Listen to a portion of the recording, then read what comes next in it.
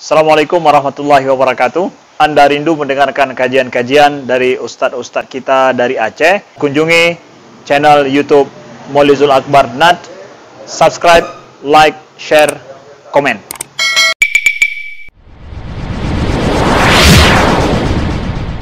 Assalamualaikum warahmatullahi wabarakatuh.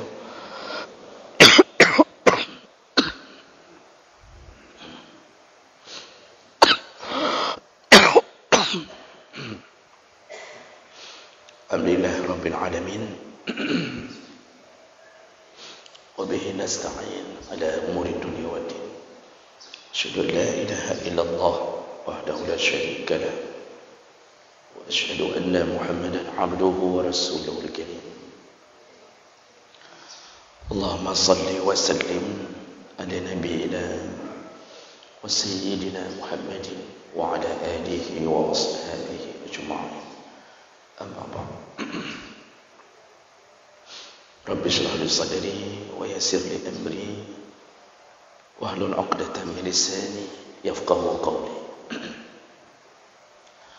Segala puji bagi Allah, kemudian salawat dan salam kepada Rasulullah, pada keluarga dan seluruh sahabat-sahabatnya.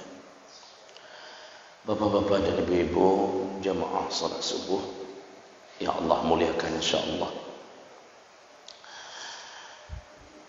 Di pertemuan kita yang lalu, kita sudah membahas tentang ancaman bagi mereka yang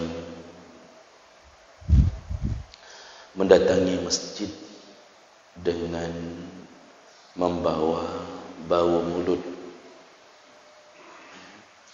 Dan hadis-hadis menyebutkan bahwa Nabi melarang membawa bau mulut yang berasal dari bawang merah, bawang putih ke dalam masjid. Dan ini kiasannya kepada semua yang berbau dilarang dikonsumsi sebelum menuju ke salat berjamaah. Dan minggu yang lalu kita sudah bahas bahawa para ulama termasuk membicarakan masalah rokok. Dalam kitab Mawsu'ah Al-Fiqhiyah, para ulama membicarakan tentang membawa bau rokok sebelum salat, merokok lalu baunya dibawa ke dalam masjid. Dan ternyata walaupun mereka berbeda-beda ketika menyikapi hukum rokok, ada yang mengatakan haram, ada yang mengatakan makruh, ada yang mengatakan mubah. Tapi ketika bicara tentang hukum rokok di masjid atau membawa bau rokok ke masjid, semuanya sepakat mengatakan itu haram. Tidak dibolehkan merokok di masjid, karena itu termasuk tidak memuliakan masjid, sekaligus membawa bau yang kiasannya sama dengan bawang merah dan bawang putih. Dan kita sudah bacakan dalam kitab bagaimana pandangan ulama terhadap itu. Jadi bagi mereka yang masih merokok dalam masjid, kalau perlu kitabnya silakan ke rumah. Jadi baik sampo ke pegahana kita. Bagi guru-guru yang masih mengajar dengan merokok, itu lebih parah lagi.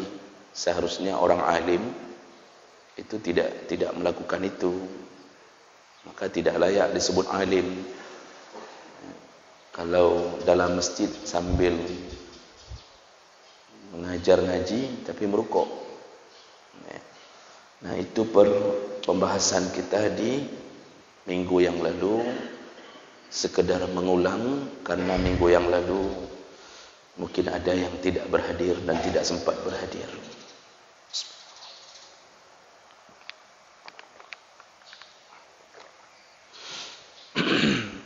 Baik, kita lanjut pembahasan berikutnya yaitu tentang targhib an-nisa fi salat fi buyutihinna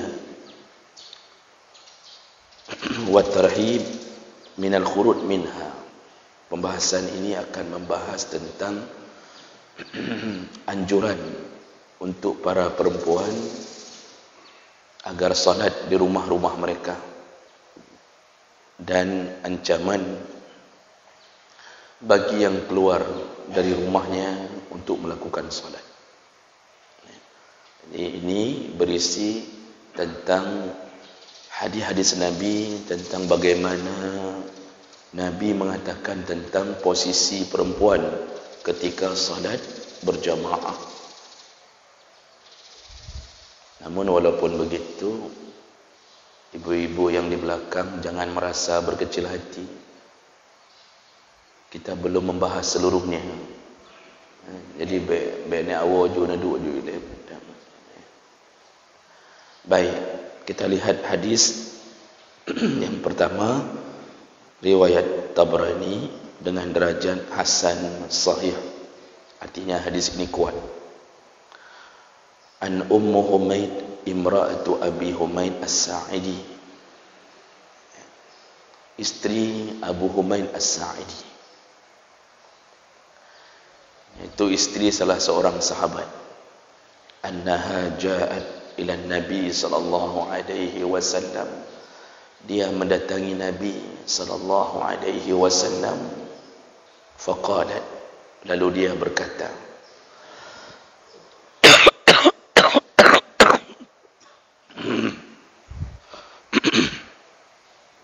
mohon maaf Bapak Ibu, ini banyak iklannya. Pengajian kita banyak iklan, mohon maaf dalam keadaan begini. Lalu istri Abu Humaid berkata, Ya Rasulullah, wahai Rasulullah, inni uhibbus salat ma'aka, aku ingin sekali salat bersamamu ya Rasulullah. Artinya berjamaah di masjid, karena Rasulullah tidak pernah salat fardu di rumahnya, selalu di masjid. Tapi Rasulullah selalu salat sunnah di rumahnya. Kalau salat fardu beliau di masjid, kalau salat sunnah beliau di rumah. Kecuali salat sunnah yang memang dibutuhkan berjamaah, disunnahkan berjamaah. Seperti salat Idul Fitri, Idul Adha, salat gerhana. Ini memang disunnahkan berjamaah. Sedangkan salat tarawih, Rasulullah sendiri hanya keluar 3 malam. Selanjutnya pun beliau salat di rumah. Yang mencanangkan salat tarawih berjamaah di masjid pertama sekali adalah Umar bin Khattab. Nah, kemudian Rasulullah begitu mengatakan, mendengarkan istri sahabat mengatakan, aku ingin salat berjamaah bersamamu ya Rasulullah. Rasulullah berkata, qad alimtu annaki tuhibbina as-salat ma'i. Aku tahu bahwa engkau ingin sekali salat berjamaah bersamaku. Artinya ikut berjamaah bersama jamaahnya laki-laki. Lalu Rasulullah berkata, wassalatuki fi baitiki khairun min salatiki fi hujratiki. Salatmu di rumahmu itu lebih baik dari salatmu di dalam kamarmu. Wassalatuki fi hujratiki khairun min salatiki fi dariki. Dan salatmu di dalam kamarmu lebih baik daripada salatmu di dalam rumahmu. Jadi ini maksudnya Tadi waktu Rasulullah menyebut salatmu di rumahmu, itu maksudnya di bahagian paling dalam rumah. Nanti karena dibantu dengan hadis yang lain yang menyebutkan bahasa qa'ru baitik. Artinya salatmu di dalam rumahmu yang paling gelap, ruangan yang paling gelap. Itu lebih baik daripada salatmu di kamarmu, dan salatmu di kamarmu lebih baik daripada salatmu di bahagian rumahmu yang tidak gelap seperti ruang tamu. Wassalatuki fi dariki khairun min salatiki fi masjidi qaumik. Dan salatmu di rumahmu atau di ruang tamumu itu lebih baik daripada salatmu di masjid yang ada di kampungmu atau di masjid khusus yang ada di kampungmu. Wa salatuki fi masjidi qaumiki khairun min salatiki fi masjidi. Dan salatmu di masjid di kampungmu lebih baik daripada salatmu di masjidku. Maksudnya Masjid Nabawi. Qal, setelah kemudian Rasulullah mengatakan, fa'amarat fabuniya laha masjidun fi aqsa syai' min baitiha wa adlamihi. Jadi perawi hadis menyebutkan, setelah mendengar dari Rasulullah seperti begitu, ini Ummu Humaid ni, isteri sahabat ni, dia kemudian membangun satu musalla khusus di bahagian atas rumahnya. Wa adlamihi, dan dia membuat di bahagian yang paling dalam, paling gelap, dalam lungki, bahasa kita dalam lungki.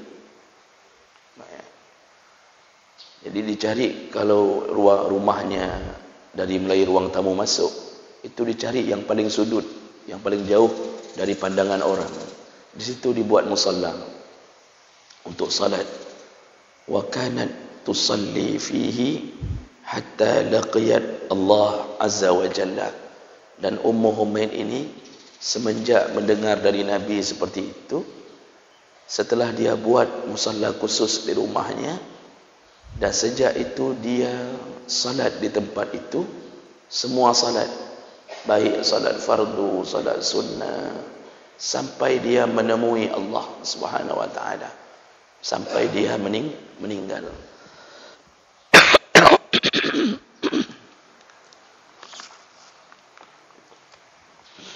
Nah, jadi hadis ini riwayat Ahmad, Khuzaimah, Tabrani menunjukkan bahawa Rasulullah semasa hidupnya menasihati perempuan untuk salat di rumahnya, dan bahagian dari rumah yang dipilih bahagian paling dalam. Jadi bahasa Nabi tadi, beliau mengatakan salatmu di lungki tadi, di bahagian paling dalam dari rumahmu, itu masih lebih baik daripada salatmu di kamarmu. Dan salatmu di kamarmu masih lebih baik daripada di ruang tamumu. Salatmu di ruang tamumu lebih baik daripada salat di masjid yang ada di kampungmu. Salat di kampungmu lebih baik daripada salat di masjidku. Makanya Ibnu Khuzaimah ketika membahas hadis ini, beliau mengatakan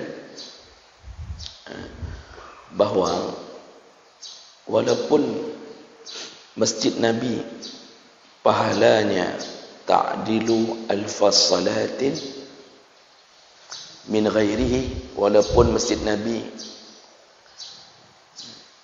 pahala orang yang salat di dalamnya 1 kali salat, pahalanya seperti 1000 kali salat di masjid yang lain.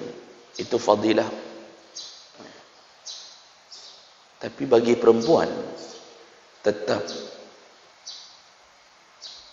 fadilah Masjid Nabi itu ternyata kalah dengan ketaatan perempuan untuk memilih solat di rumahnya sendiri. Tadi kan Nabi menyebutkan solatmu di masjid kampungmu lebih baik daripada solat di masjidku. Maksudnya kau usah keluar dari kampung untuk hanya menuju ke masjidku, kata Rasulullah.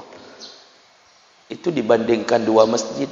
Bagaimana kalau dibandingkan antara Masjid Nabi dengan rumahnya? Kan lebih baik lagi di rumahnya, karena dia tidak perlu keluar ke masjid. Nah, jadi yang bahasa Nabi salat di Masjid Nabi sama pahalanya lebih besar daripada 1000 kali salat di masjid lain.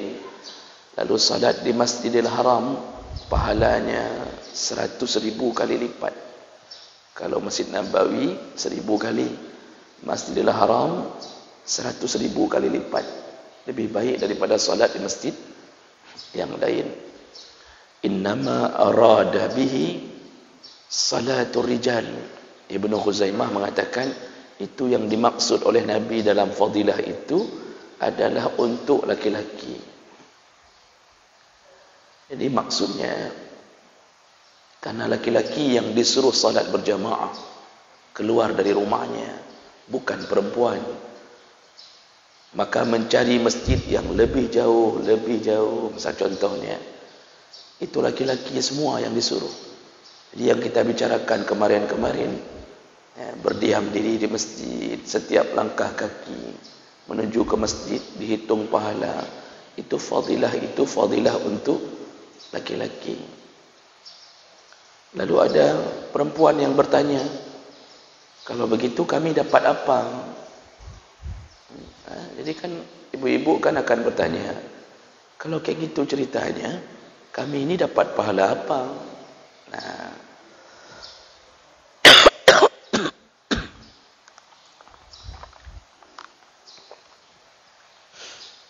ibu-ibu yang Allah muliakan, agama ini berdiri di atas ketaatan. Sami'na wa ata'na, kami dengar, kami taat. Disebut Islam, salah satu makna Islam adalah menyerahkan diri. Jadi apapun yang Allah suruh, kita serahkan bulat-bulat diri kita pada Allah dengan penuh ketaatan. Disitulah kemuliaan. Jadi mulia itu bukan memikirkan sendiri, tapi menagih kemuliaan yang Allah janjikan. Dan hari ini kalau orang memikirkan logika sendiri, coba lihat bagaimana perempuan-perempuan, sebahagian perempuan mulai memikirkan kemuliaan sendiri. Banyak perempuan yang kemudian merasa bahwa derajatnya sama dengan laki-laki. Maka keluarlah kelompok-kelompok feminisme, keluarlah kelompok-kelompok gender yang ingin memperjuangkan hak-hak perempuan untuk sama dengan laki-laki. Apa yang terjadi? Semenjak kita terjebak dengan gaya hidup orang-orang kafir yang menyuarakan perempuan harus sama haknya dengan laki-laki, lihatlah kekacauan yang terjadi. Seharusnya, selayaknya perempuan itu berada di rumah melayani suami, yang cari nafkah suami, yang disuruh cari nafkah suami. Perempuan disuruh duduk di rumahnya. Siapa yang bilang suruh duduk? Allah. Allah yang mengatakan duduklah di rumahmu. Dan disuruh berbakti kepada suami. Jadi habiskan uang belanja yang suami kasih. Maksud habiskan, disuruh belanja maksudnya. Jadi laki yang disuruh keluar-keluar. Semenjak emansipasi wanita, pekerjaan diberikan kesempatan kepada banyak perempuan. diajarkan pendidikan metode barat. Jadi perempuan itu diberi kesempatan luas sekali, ambil S1, S2, S3. Setelah jadi doktor, kemudian dia merasa suaminya tidak lagi selevel dengannya. Suami enggak sempat ambil doktor karena suami harus cari nafkah, uang beca. Istri doktor, ketika pulang dia melihat mana level, enggak ada levelnya. Ujung-ujung meminta cerai dari suaminya. Akibat perempuan keluar dari rumah, fitnah kemudian mulai terjadi. Dan ujung-ujungnya tidak sempat mengabdi kepada suaminya. Ini contoh. Nah, Bapak Ibu yang Allah muliakan, perempuan itu dapat surga itu di rumah. Lebih mudah dapat surga di rumah. Cukup hanya memperhatikan suami dan anak-anak. Nafkah ditanggung oleh suami. Oh, meninggal suami itu, tunggu suami lain. Ya, misal meninggal suami itu, tunggu dilamar sama suami lain. Oh, meninggal lagi, berarti putroneng. Siapa-siapa kawin sama dia meninggal lah, itu berarti putroneng dalam cerita kan. Kecuali suami melanggar kewajibannya, tidak mau mencari nafkah, suami berdosa, terpaksa istri cari nafkah, itu sudah beda. Itu kondisi-kondisi darurat. Jadi intinya Allah sendiri menyuruh perempuan duduk di rumah. Lalu Rasulullah mengatakan salatnya saja lebih bagus di rumah daripada di masjid. Padahal coba kita pikir,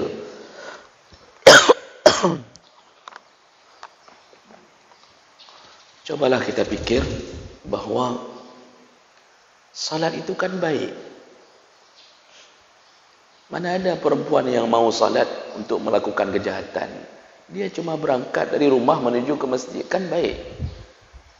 Kecuali dia mau menuju ke diskotik, menuju ke tempat-tempat maksiat, itu ada kemungkinan untuk berbuat jahat. Sekarang dari rumah menuju ke masjid, tapi itu pun Nabi menganjurkan salat saja di rumah, salat. Padahal perbuatan baik, perbuatan yang baik saja itu dianjurkan jangan keluar dari rumah. Jadi oleh karena itu perlu kita fahami bahwa larangan untuk perempuan menuju ke masjid itu ada sebab. Apa sebabnya? Nabi yang kemudian mengatakannya sendiri. Dalam hadis yang lain, kata Rasulullah, hadis riwayat Tabrani juga dengan derajat yang sahih. Kata Rasulullah, al-mar'atu aurah. Perempuan itu seluruh tubuhnya aurat. Wa innaha iza kharajat min baitiha. Perempuan itu kalau keluar dari rumahnya, istasrafaha syaitan. Perempuan itu kalau keluar dari rumahnya, dia akan dimuliakan, diagung-agungkan oleh syaitan. Jadi bukan oleh Allah, oleh syaitan. Wa innaha la takunu aqraba ila Allah minha fi qa'ri baitiha. Perempuan itu lebih dekat dengan Allah di dalam rumahnya yang paling dalam. Jadi ternyata Nabi mengatakan alasan kenapa perempuan lebih bagus salat di rumahnya, karena kalau dia keluar, dia dimuliakan oleh syaitan. Istashrafa, syarif, itu mulia. Istashrafa, diagung-agungkan oleh syaitan. Bagaimana cara syaitan mengagung-agungkan perempuan kalau keluar dari rumah? Mungkin Pak, bagi kita, istri kita biasa saja. Bagi kita, istri kita tidak terlalu seksi. Biasa aja. Tapi begitu dia keluar, laki-laki yang lain memandang istri kita, padahal dia keluarnya ke masjid dengan mukena, telekom, kan, dengan pakaian yang layak. Tapi dia akan dibuat oleh syaitan menjadi busur panah untuk menjatuhkan laki-laki. Jadi dibuat pemandangan laki-laki tertarik dengannya. Kadang-kadang pakaian lengkap, melihat wajahnya ada di dalam hati laki-laki. Lega ibunya, menahan bapak. Dia akan berbisik, cantik kok ibunya, cantik kok istri si amat, lega kok, menahan. Pakan indang long membakai lagi nyana begitu Pak. Dia akan aneh, istri kita bagi kita biasa saja, dilihat orang tertarik.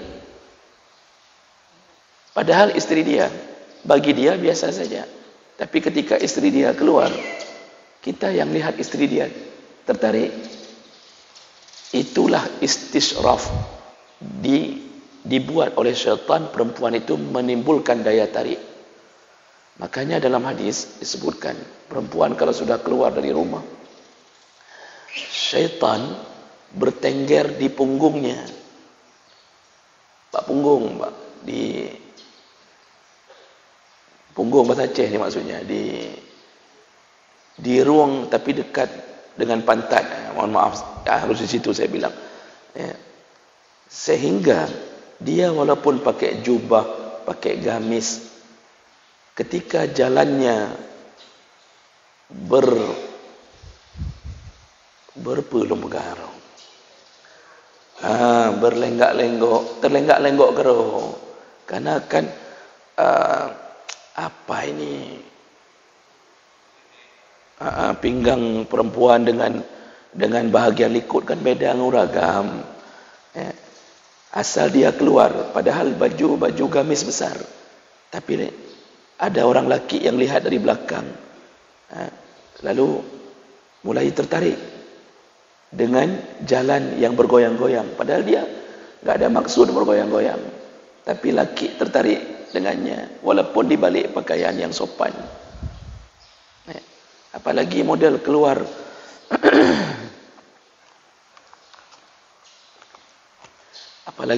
keluar dengan baju PNS yang hari ini dijahit ramping.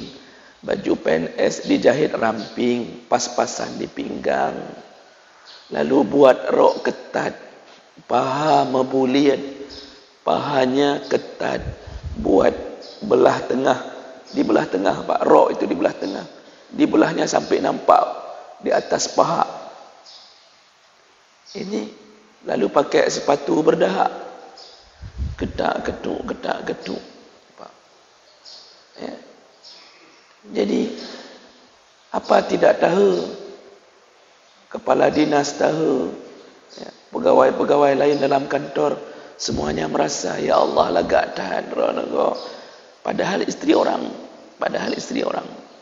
fitnahnya besar. Oleh karena itu Rasulullah melarang perempuan ke masjid, takut timbul fitnah lebih besar daripada pahala yang dia dapatkan. Nah, baik. Jadi itu alasan utama dalam kitab disebutkan, kecuali baru hilang larangan untuk menuju ke masjid bagi perempuan apabila perempuan itu sudah sampai pada umur mutabarrijat.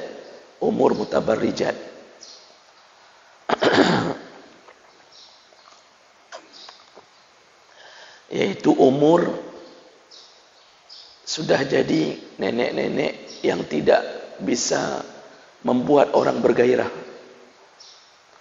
Nek Tuha, nenek-nenek Tuha pergi ke masjid. Ini udah turun, pipi ini udah turun.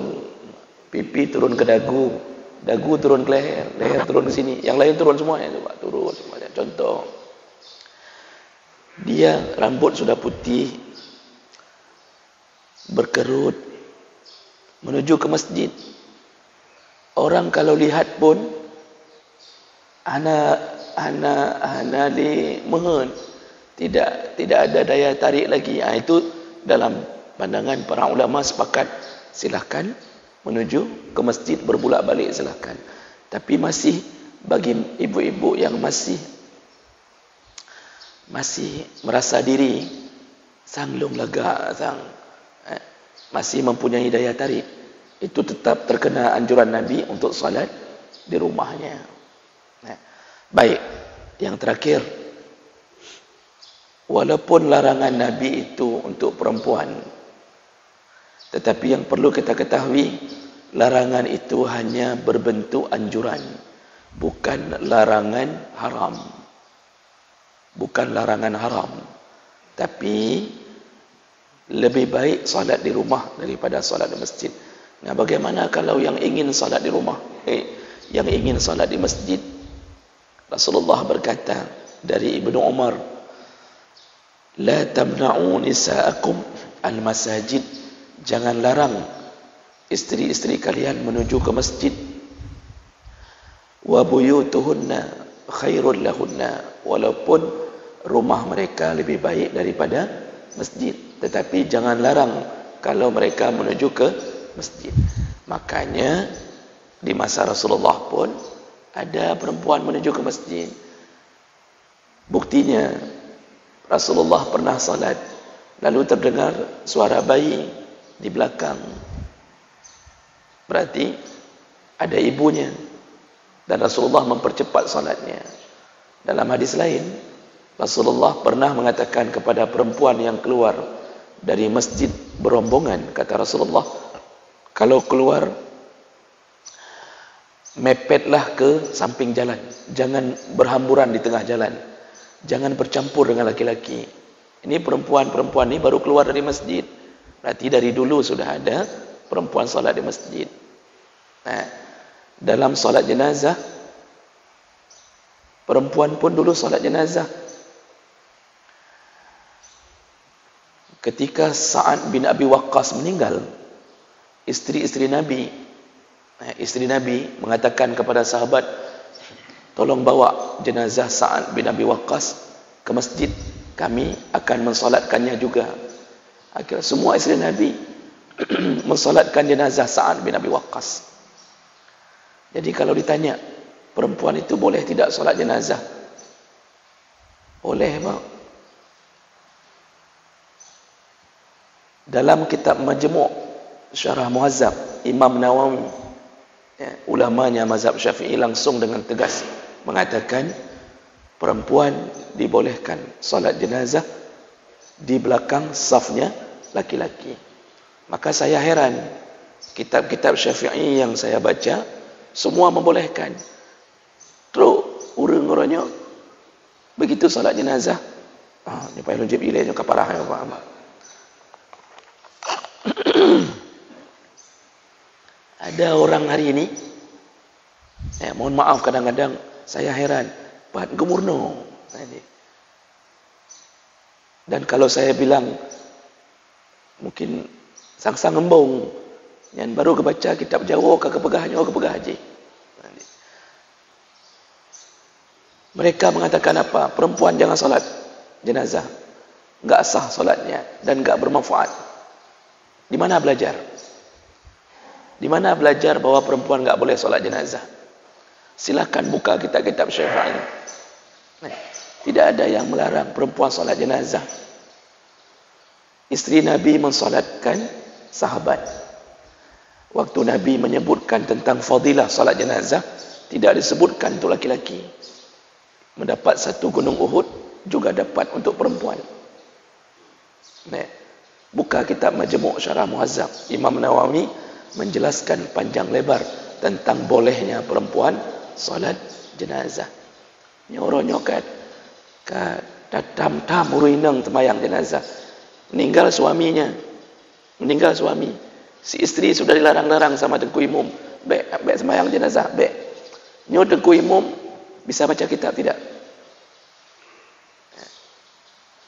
Jadi jangan membuat fatwa yang ulama-ulama tidak membuat fatwa itu. Aneh hari ini. Jadi jemaah makan Allah, perempuan boleh solat jenazah. Yang dimakruhkan perempuan mengantarkan jenazah. Itu yang makruh. Karena dikhawatirkan dia tidak tahan. Nangis sepanjang jalan, nangis terus-terusan. Pingsan sampai 5 kali pingsan. Kita sibuk angkat jenazah, ujung-ujung terpaksa angkat dia. Maka perempuan makruh mengantarkan jenazah. Solat jenazah tidak dilarang. Bahkan dilakukan di masjid.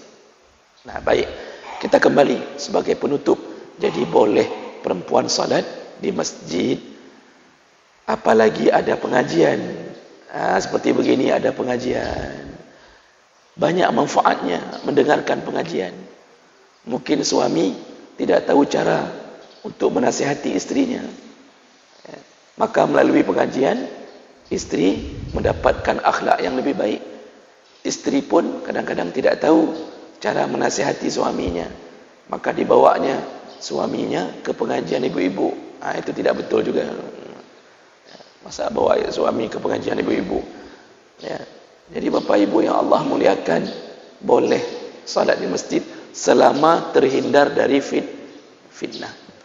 Kalau ibu salat di rumah, ini sudah habis. Kalau ibu salat di rumah, dapat tidak pahala 27 derajat. Laki salat di masjid, dapat pahala 27 derajat. Perempuan salat di rumah, berarti tidak dapat pahala 27 derajat. Sehingga banyak perempuan yang kecewa mengatakan bahawa kami enggak dapat pahala sebanyak laki-laki. Perlu kita camkan.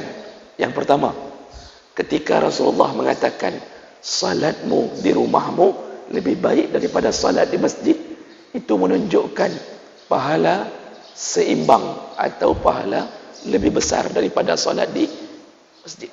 Itu yang pertama. Yang kedua, kalau keluar ke masjid menimbulkan fitnah, malah menimbulkan dosa, bukan menimbulkan pahala. Itu juga harus diingat. Dan yang ketiga, istri jalan surga yang paling pintas jalan menuju ke surga yang paling pintas adalah di rumahnya, mengabdi pada suaminya. Bapak Ibu, kita kan habis pengajian nih jam 7 kurang 15. Itu kan salat penutup paket subuh untuk dapat pahala haji dan umrah. Tapi istri kan enggak disuruh ke masjid. Tapi istri di rumah, berarti istri enggak dapat pahala haji umrah, karena Nabi membahasakannya di masjid, salat subuh berjamaah di masjid. Jadi istri kadang-kadang mengeluh kepada suami, abang enak dapat pahala haji umrah terus-terusan, kami di rumah dapat apa? Di sini salah faham. Dia mengabdi ke suaminya. Dia membuat teh, memasak nasi, membersihkan sepatu suami, walaupun muntah-muntah, itu lebih dekat ke surga dibandingkan dengan pahala-pahala di luar rumahnya. Begitu. Itulah agama kita. Mau masuk surga, ikuti prosedur. Baik, insyaAllah minggu depan lagi kita tutup dengan kafarah majlis. Subhanakallahumma wa bihamdik, subhanakallahumma wa bihamdik, asyhadu an la ilaha illa anta, astaghfiruka wa atubu ilaih. Wassalamualaikum warahmatullahi wabarakatuh.